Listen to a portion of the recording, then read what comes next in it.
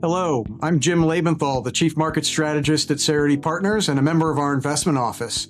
This is our outlook on the financial markets and economy for January 2026.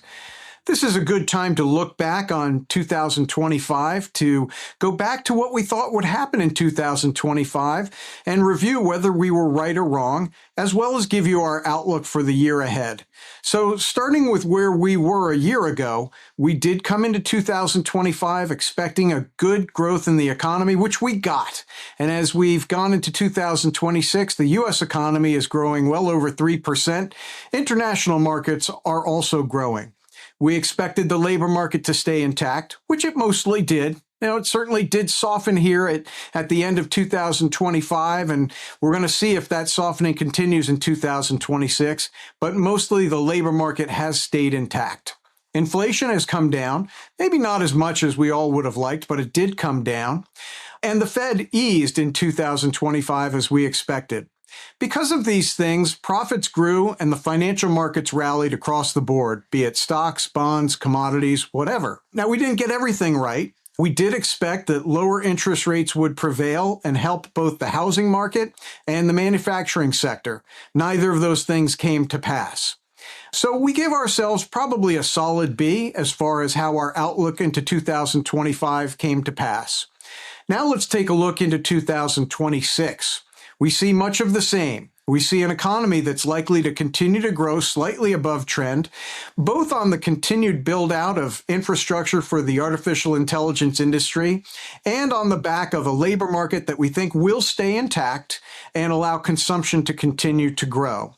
We think inflation will come down, probably not to the 2.0% target that the Fed has, but maybe closer to 2.5%, which is a good number to shoot for.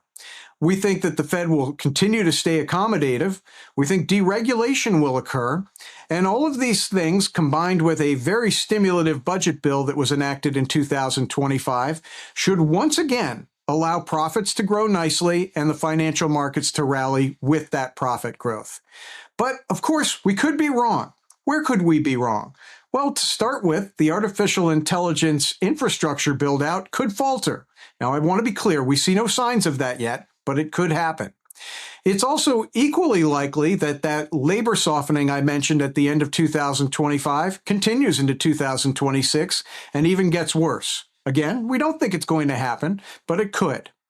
It's also possible that the tariffs that have been put in place in the last year cause inflation to come in hotter than we expected, and possibly even cause the Federal Reserve to reverse course and become hawkish instead of accommodative as it's been. But we really don't expect these things to happen.